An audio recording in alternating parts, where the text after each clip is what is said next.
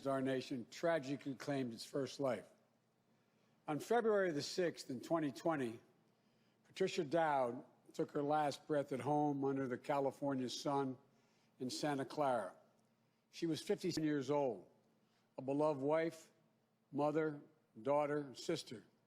She never knew she had the virus at the time when most folks never heard about the virus. But just like that, she was gone. And almost exactly 1 year later, nearly 400,000 of our fellow Americans have met the same cruel fate. Countless families and friends left behind with unrelenting grief and guilt, anger and frustration.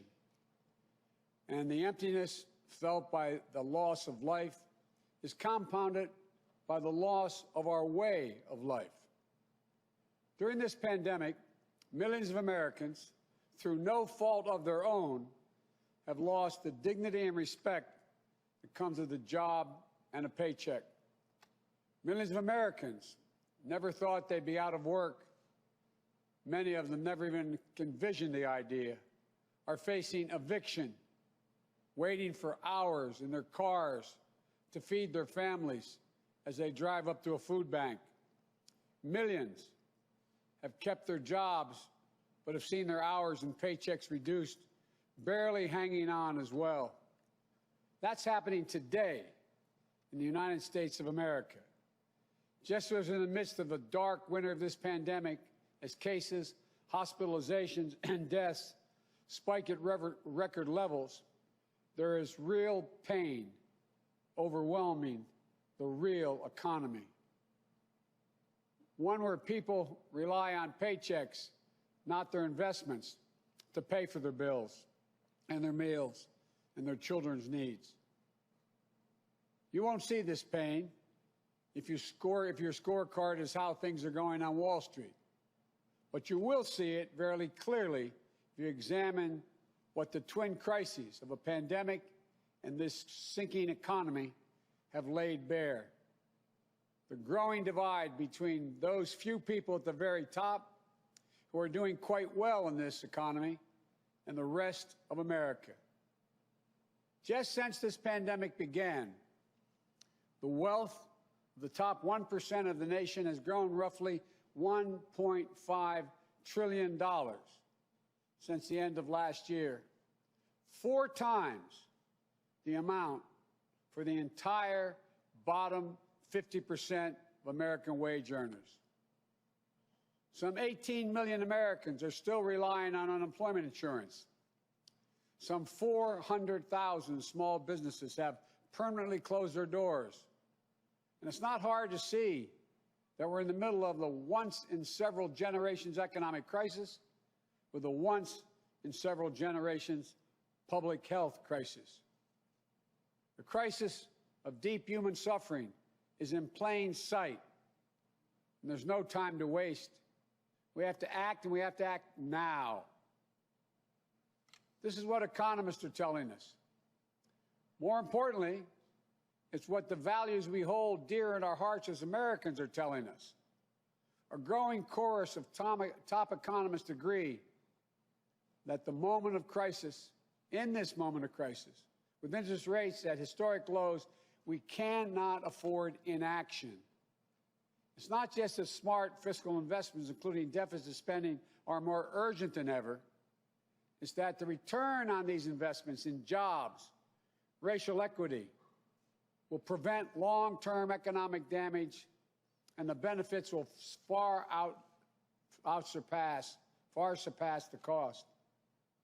A growing number of top economists has shown even our debt situation will be more stable, not less stable, if we seize this moment with vision and purpose.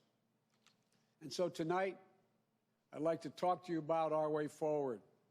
A 2-step plan of rescue and recovery.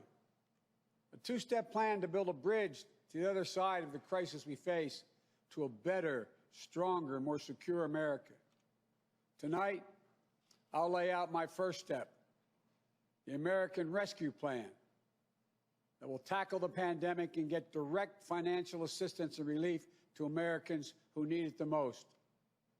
Next month, my first appearance before a joint session of Congress, I will lay out my Build Back Better recovery plan. It'll make historic investments in infrastructure, that Build Back Better plan. Infrastructure, manufacturing, innovation, research and development, and clean energy.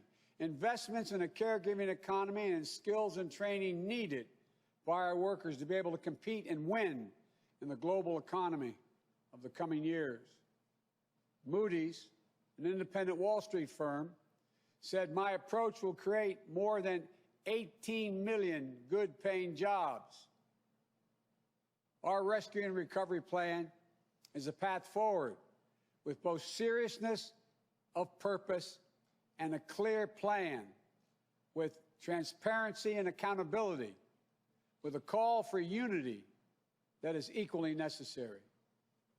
And unity is not some pie-in-the-sky dream. It's a practical step to getting the things we have to get done as a country get done together. As I said when it passed in December, the bipartisan COVID-19 relief package was a very important first step. And I'm grateful for the Democrats, Republicans, and independent members of Congress who came together to get it done. But I said at the time, it's just a down payment. We need more action, more bipartisanship, and we need to move quickly. We need to move fast. Our rescue plan starts aggressively in order to speed up our national COVID-19 response. The vaccines offer so much hope, and we're grateful to the scientists and researchers and everyone who participated in the clinical trials.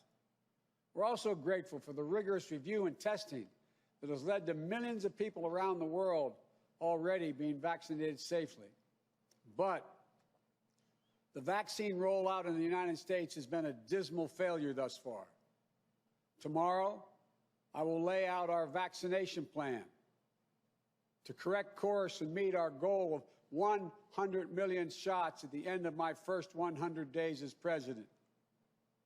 This will be one of the most challenging operational efforts we have ever undertaken as a nation. We'll have to move heaven and earth to get more people vaccinated, to create more places for them to get vaccinated, to mobilize more medical teams to get shots in people's arms, to increase vaccine supply, and to get it out the door as fast as possible. We'll also do everything we can to keep our educators and students safe, to safely reopen a majority of our K-8 schools by the end of the first 100 days. We can do this if we give the school districts, the schools themselves, the communities, the states, the clear guidance they need, as well as the resources they need that they can't afford right now because of the economic dilemma they're in. That means more testing and transportation, additional cleaning and sanitizing services in those schools, protective equipment and ventilation systems in those schools. We need to make sure that workers who have COVID-19 symptoms are quarantined, and those who need to take care of their family members with COVID-19 symptoms should be able to stay home from work and still get paid. This will reduce the spread of the virus and make sure workers get the support they need to maintain their families. But we need about $400 billion in funding from Congress to make all of what I just said happen. It's a great deal, but I'm convinced we are ready to get this done. The very health of our nation is at stake. Our rescue plan also includes immediate relief to Americans hardest hit and most in need. We will finish the job of getting a total of $2,000 in cash relief to people who need it the most. The $600 already appropriated is simply not enough. You just have to choose between paying rent and putting food on the table. Even for those who've kept their jobs, these checks are really important. You see, if you're an American worker making $40,000 a year with less than $400 in savings, maybe you've lost hours, or maybe you're doing fewer shifts, driving a truck or caring for the kids or the elderly. You're out there putting your life on the line to work during this pandemic and worried every week that you get sick, lose your job, or worse. $2,000 is going to go a long way to ease that pain. We'll also provide more peace of mind for struggling families by extending unemployment insurance beyond the end of March for millions of workers. That means that 18 million Americans currently relying on unemployment benefits while they look for work can count on these checks continuing to be there. Plus, there will be a $400 per week supplement so people can make ends meet. This gets money quickly into the pockets of millions of Americans who will spend it immediately on food and rent and other basic needs. As the economists tell us, that helps the whole economy grow. We'll also tackle the growing hunger crisis in America. As I speak, and the Vice President-elect has spoken to this many times, 1 in 7 households in America, more than 1 in 5 Black and Latino households in America, report they don't have enough food to eat. This includes 30 million adults and as many as 12 million children. It's wrong. It's tragic. It's unnecessary. It's unacceptable.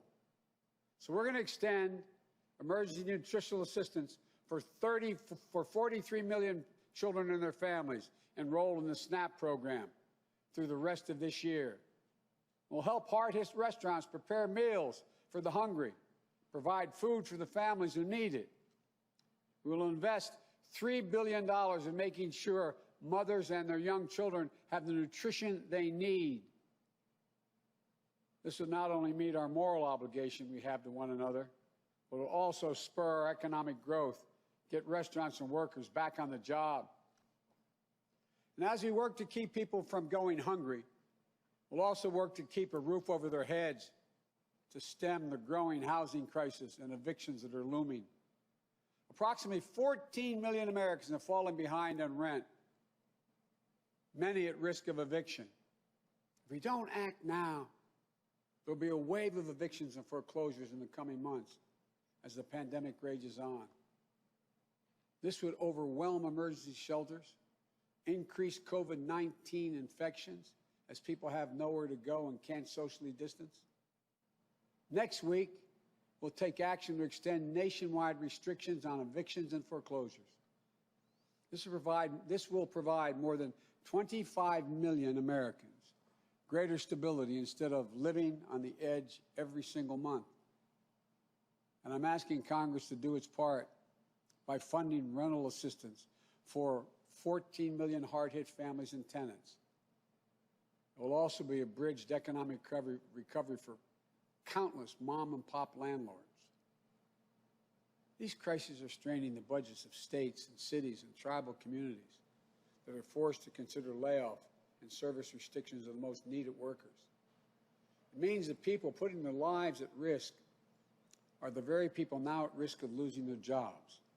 Police officers, firefighters, all first responders, nurses, educators. You know, over the last year alone, over 600,000 educators have lost their jobs in our cities and towns. Our rescue plan will provide emergency funding to keep these essential workers on the job and maintain essential services. We will ensure that vaccines are administered and schools can reopen. Vice President-elect Harris and I have been speaking with county officials, mayors, governors of both parties on a regular basis. We're ready to work with them, help them get the relief they need. Our rescue plan will also help small businesses that are the engines of our economic growth, our economy as a whole, the glue that holds communities together as well. But they're hurting badly.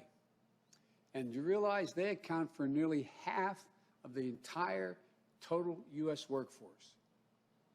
Our rescue plan will provide flexible grants to help those hardest hit small businesses survive the pandemic, and the low-cost capital that will help entrepreneurs of all backgrounds create and maintain jobs, plus provide the essential goods and services that communities depend upon. Last week, I laid out how we'll make sure that our Emergency small business relief is distributed swiftly and equitably, unlike the first time around. We're going to focus on small businesses on Main Street. We'll focus on minority-owned small businesses, women-owned small businesses, and finally having equal access to the resources they need to reopen and to rebuild. And we will be responsible with taxpayers' dollars, ensuring accountability that reduces waste and fraud and abuse like we did in the Recovery Act that I administered in our administration. Direct cash payments, extended unemployment insurance, rent relief, food assistance, keeping essential frontline workers on the job, aid to small businesses. These are the key elements to the American Rescue Plan that would lift 12 million Americans out of poverty and cut child poverty in half. That's 5 million children lifted out of poverty if we move. Our plan will reduce poverty in the Black community by 1/3, reduce poverty in the Hispanic community by almost 40%. And includes much more, like an increase in the minimum wage to at least $15 an hour. People tell me that's going to be hard to pass. Florida just passed it. As divided as that state is, they just passed it. The rest of the country is ready to move as well. It should be a national minimum wage of $15 an hour. No one working 40 hours a week should live below the poverty line. And that's what it means. If you work for less than $15 an hour and work 40 hours a week, you're living in poverty. It includes access to affordable child care that will enable parents, particularly women, to get back to work. I look forward to working with members of Congress of both parties to move quickly to get the American Rescue Plan to the American people. And then we can move with equal urgency and bipartisanship to my Build Back Better recovery plan that I will call for next month to generate even more economic growth. American manufacturing was the arsenal of democracy in World War II. It will be so again. Imagine a future made in America, all made in America, and all by Americans. We'll use taxpayers' dollars to rebuild America. We'll buy American products, supporting millions of American manufacturing jobs, enhancing our competitive strength in an increasingly competitive world. Imagine historic investments in research and development to sharpen America's innovative edge in markets where global leadership is up for grabs. Markets like the battery technology, artificial intelligence, biotechnology, clean energy.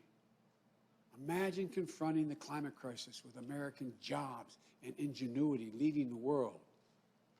It's time to stop talking about infrastructure and to finally start building an infrastructure so we can be more competitive. Millions of good-paying jobs that put Americans to work rebuilding our roads, our bridges, our ports, to make them more climate resilient, to make them faster, cheaper, cleaner, to transport American-made goods across our country and around the world. That's how we compete. And imagine millions of jobs in a caregiving economy to ease the financial burden of caring for young children and aged loved ones. Let's make sure our caregivers, mostly women, women of color, immigrants, have the same pay and dignity that they deserve.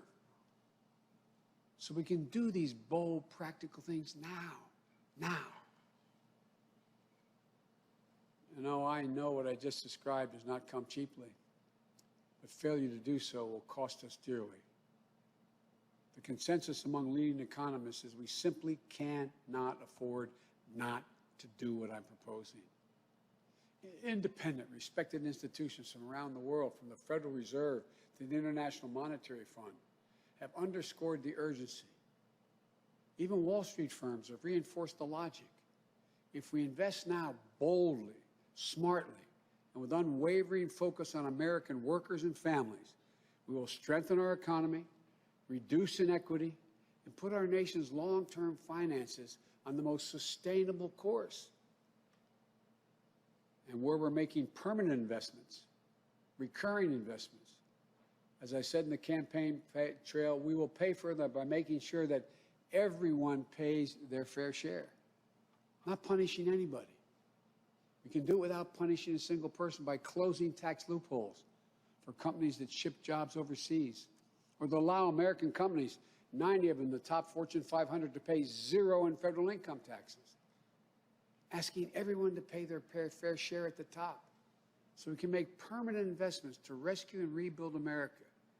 It's the right thing for our economy. It's the fair thing. It's the decent thing to do. We not only have an economic imperative to act now, I believe we have a moral obligation. In this pandemic, in America, we cannot let people go hungry. We cannot let people get evicted. We cannot watch nurses, educators, and others lose their jobs. We so badly need them. We must act now and act decisively.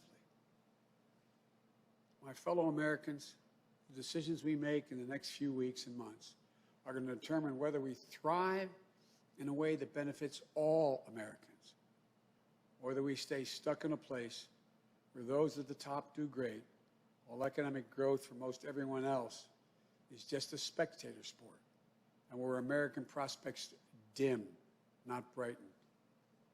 These investments will determine whether we reassert American leadership and outcompete our competitors in a global economy.